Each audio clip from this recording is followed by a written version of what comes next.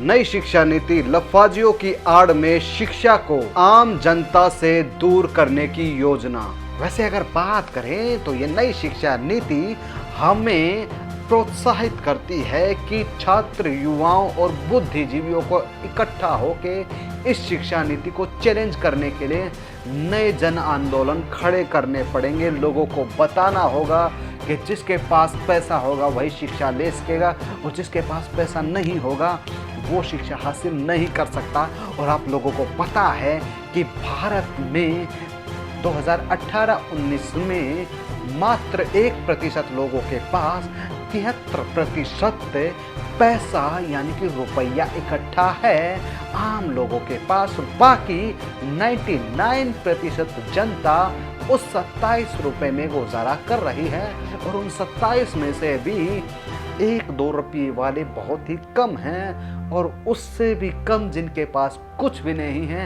उनका हालात आपने कोरोना काल में देखा ही था कि उनको एक हफ्ते के लिए अपना रोटी खाने के लिए भी पैसा नहीं था, इसीलिए वो घरों को छोड़कर दूर अपने वापस गांव में लौट रहे थे क्योंकि वहाँ पर कोई काम नहीं था।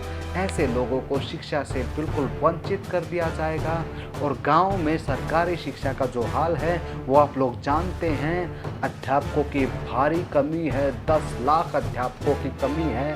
तो कैसे शिक्षा होगी हमारे देश में और कैसा हमारा देश विश्व गुरु बनेगा।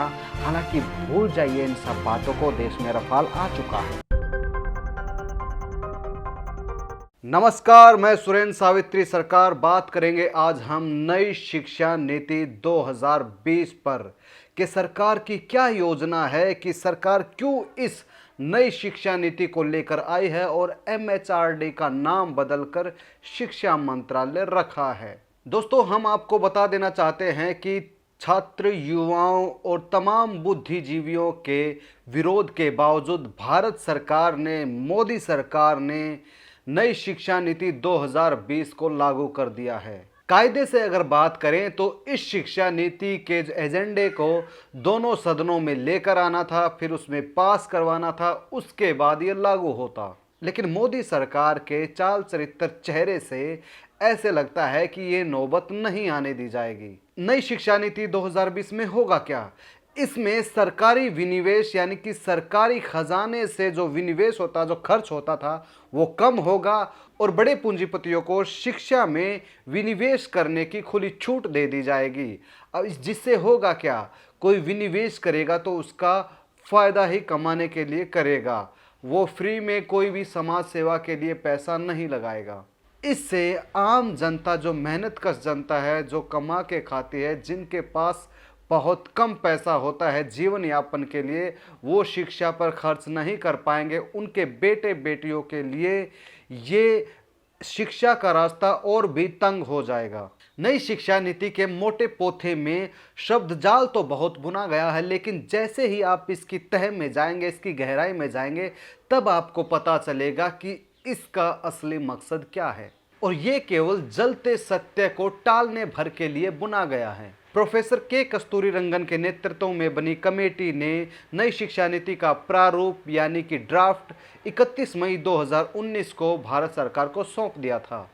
ये ड्राफ्ट इंग्लिश में 484 और हिंदी में 648 पेज का था। इसी को आधार बनाकर MHRD ने यानी कि मानव संसाधन मंत्रालय ने 55 पेज का ड्राफ्ट कैबिनेट को भेजा। कैबिनेट इसे पास करके संसद के दोनों सदनों में इसे पेश करने वाला था और फिर ये वहां से पास होकर पूरे देश में नई शिक्षा नीति के रूप में लागू हो जाता। किंतु अब केंद्रीय सूचना और प्रसारण मंत्री प्रकाश जावड़ेकर ने और केंद्रीय मानव संसाधन विकास मंत्री रमेश पोखरियाल निशंक के बयानों से लगता है कि घर की बही काका लिखड़ियां के दौरा में संसद के दोनों सदनों की मंजूरी के बिना ही इसे लागू कर दिया जाएगा। नई शिक्षा नीति अगले 20 साल तक शिक्षा के नए प्रारूप और ढांचे को तय करेगी। आपकी जानकारी के लिए बता दें कि भारत में पहली शिक्षा नीति 1968 में आई थी। आजादी के बाद से लेकर 1968 तक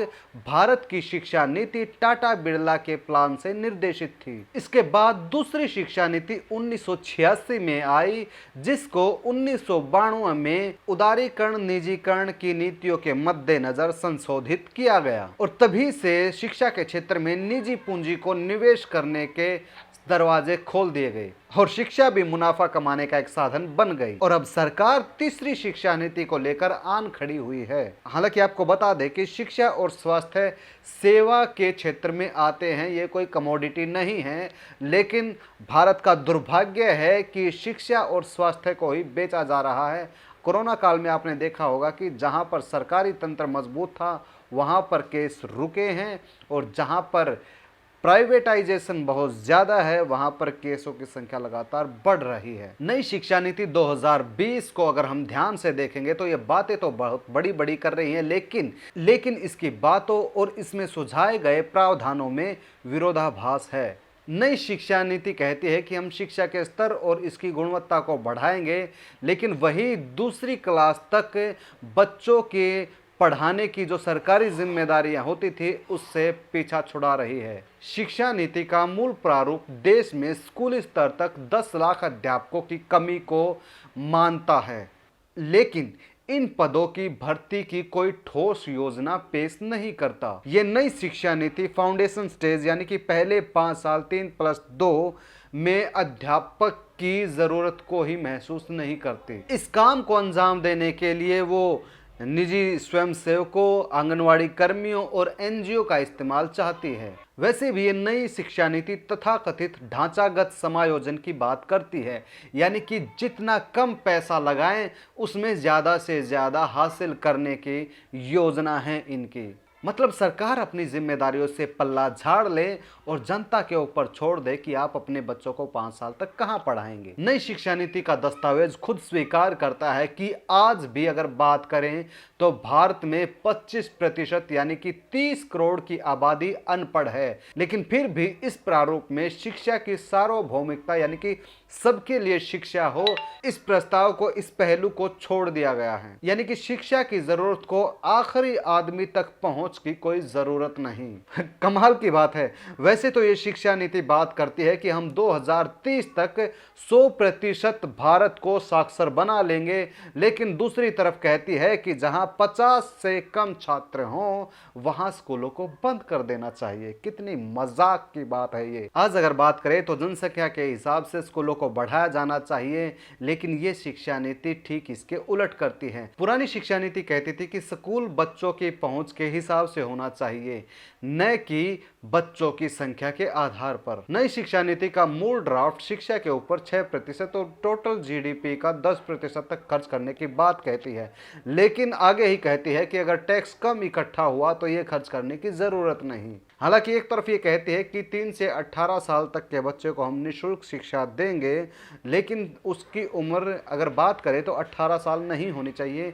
हम कहते हैं कि शिक्षा नर्सरी से लेकर पीएचडी तक फ्री होनी चाहिए, निःशुल्क होनी चाहिए। नई शिक्षा नीति के मूल ड्राफ्ट में है कि 6ठी कक्षा से ही बच्चों को ट्रेनिंग दी जाएगी कि आप इस काम में ट्रेनिंग लीजिए, आप इस काम में ट्रेनिंग लीजिए, ताकि ज़्यादा से ज़्यादा जो पूंजीपतियों की फैक्ट्रियां हैं उनके लिए सस्ते मजदूर उपलब्ध करवा सकें, और इसीलिए ये चाहते हैं कि शिक्षा पर कम से कम खर्च हो। नई शिक्षा नीति 2020 के लागू होने के बाद उच्च शिक्षा के तो हालात और भी बदतर होने वाले हैं। पहले से ही लागू सेमेस्टर सिस्टम, FYUP और CBCS जैसे सिस्टम और UGC की जगह HECI आदि स्कीमें भारत की शिक्षा को अमेरिकी शिक्षा पद्धति के अनुरूप ढालने के प्रयास थे। अब विदेशी शिक्षा माफिया देश में शिक्षा में निवेश करके अपने कैंपस खड़े कर सकेंगे और पहले से ही अनुकूल शिक्षा ढांचे को निगल जाएंगे। शिक्षा के मूलभूत ढांचे की बात ही क्या करें, यहाँ तो शिक्षकों का भरपूर टोटा है। केंद्रीय और राज्य विश्वविद्यालयों में करीब 70,000 प्रोफेसरों के पद खाली पड़े हैं। उच्च शिक्षा को सुधारने के लिए हायर एजुकेशन फाइनेंशियल एजेंसी हेफा बनाई गई थी। विगत वर्षों में इसका जो बजट था वो 650 करोड़ घटाकर 2100 करोड़ कर दिया है, जबकि उससे पिछले साल में इसका बजट था 2750 करोड़। अब बात करें तो उन सालों में सिर्फ 250 करोड़ ही खर्च किया गया। दरअसल हेफा अब विश्वविद्यालयों को अनुदान देने की बजाय कर्ज देगी, यानी कि लोन, जो उन्हें 10 साल के अंदर चुकाना होगा। और कहां से चुकाएंगे? विद्यार्थियों से मोटी फीसें वसूल कर। सरकार लगातार उच्च शिक्षा के बजट को कम करती जा रही है, जिससे हो क्या रहा है, स्वायत्तता के नाम पर विश्वविद्यालय SFS स्कीम के तहत, सेल्फ फाइनेंस स्कीम के तहत स्वपोषित कोर्सों को लागू कर रही है और सारा का सारा बोझ विद्यार्थियों पर पड़ रहा है, जिससे गरीब तबके के छात्र पढ़ नहीं पा रहे हैं।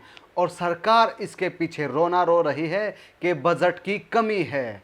हालांकि राम मंदिर बनाने के पीछे कोई बजट की कमी नहीं है। लेकिन आंकड़ों की बात करें तो कैग की रिपोर्ट के अनुसार 2007 से लेकर अब तक प्राप्त कुल शिक्षा शेष, यानी कि शिक्षा के नाम पर जो टैक्स वसूला गया है, उसमें से सरकार ने 2,18,000 करोड़ रुपए की राशि खर्च ही नहीं की है। अब बात करें तो क्या ये पैकेज पूंजीपतियों को बेल आउट देने के लिए इस्तेमाल किया जाएगा?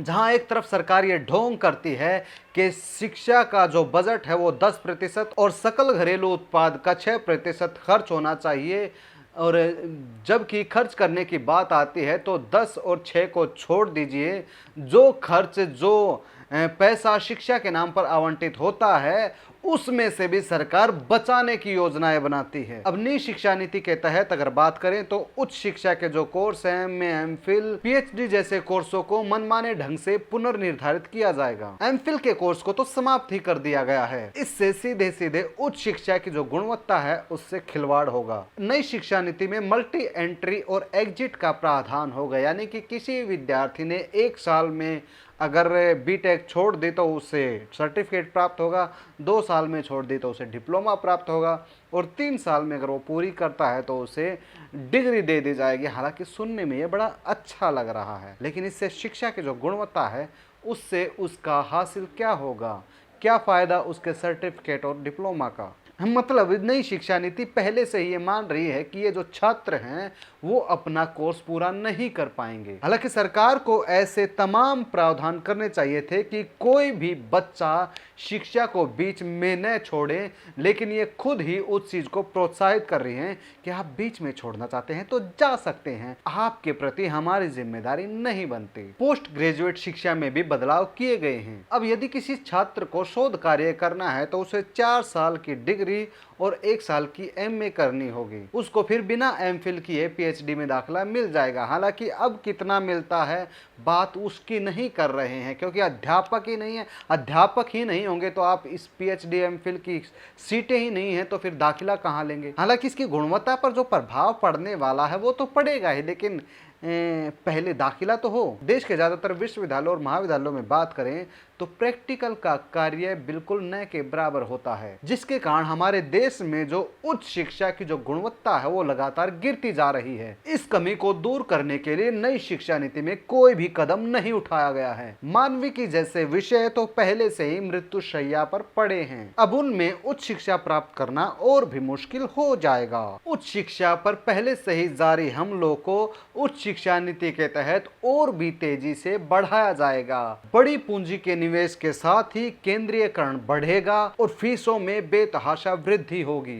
अब कुल मिलाकर बात करें तो नई शिक्षा नीति आम जनता के हक की नहीं बल्कि बड़े पूंजीपतियों के हक के लिए बनाई गई है। शिक्षा की जो ये नई नीति है शिक्षा के हर एक स्तर पर नकारात्मक प्रभाव डालेगी। वैसे अगर बात करें तो ये नई शिक्षा नीति हमें प्रोत्साहित करती है कि छात्र, युवाओं और बुद्धिजीवियों को इकट्ठा होकर इस शिक्षा नीति को चैलेंज करने के लिए नए जन आंदोलन खड़े करने पड़ेंगे। लोगों को बताना होगा कि जिसके पास पैसा होगा वही शिक्षा ले सकेगा और जिसके पास पैसा नहीं होगा वो शिक्षा हासिल नहीं कर सकता। और आप लोगों को पता है कि भारत में पिछले 18-19 2018-19 में मात्र 1% लोगों के पास 73% पैसा यानी कि रुपया इकट्ठा है आम लोगों के पास। बाकी 99% जनता